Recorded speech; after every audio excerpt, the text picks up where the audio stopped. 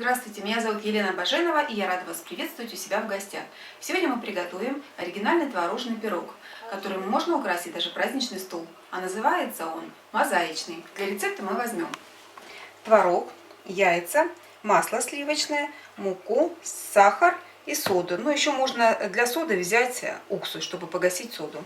Так, занимаемся тестом. Берем миску, насыпаем сюда муку.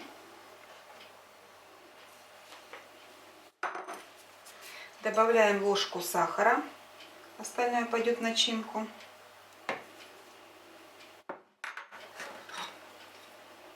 И подтаявшее слегка масло. Нарезаем его кусочками и будем перетирать вместе с мукой. Соду гасим уксусом.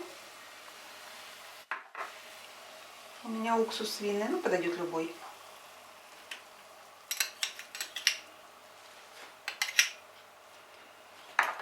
И начинаем все перетирать. Я буду это делать рукой, потому что рукой мне удобнее.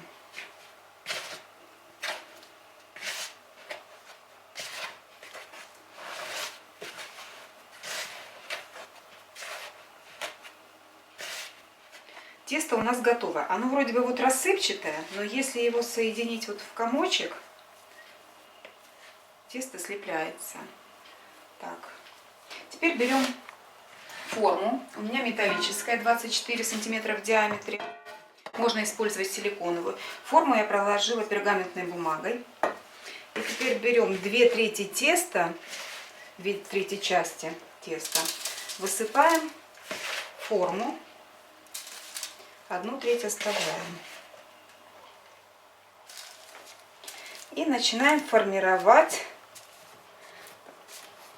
корж. То есть мы вот так вот заминаем, делаем бортик. Так как тут пергаментная бумага, стараемся делать все аккуратно, чтобы бумага не съехала.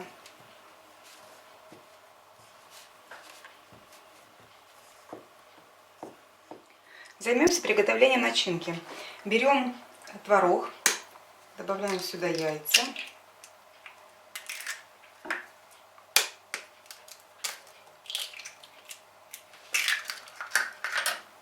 Дальше сахар.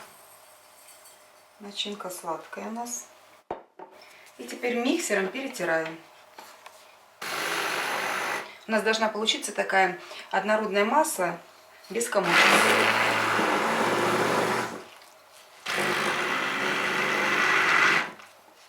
Переливаем начинку на тесто.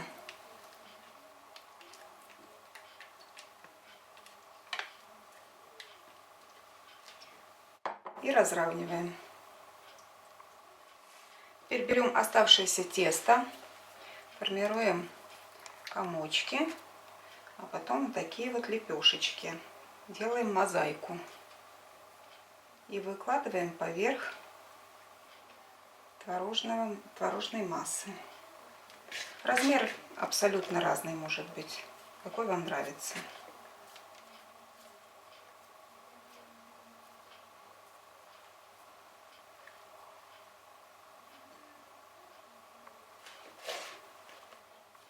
Ставим выпекаться пирог в разогретую до 180-200 градусов духовку. Ориентируйтесь по своей. Пирог у меня запекался 40 минут.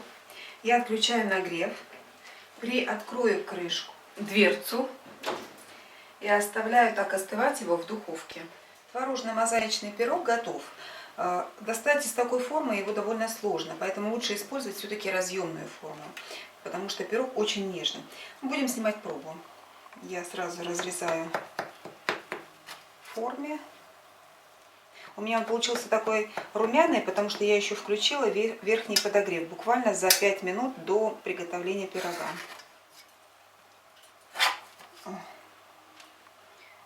Видно, что тесто такое вот прям оно нежное, потому что вот даже осталось все-таки немножечко в форме, рассыпчатое. И сейчас буду снимать пробу. Воздушная.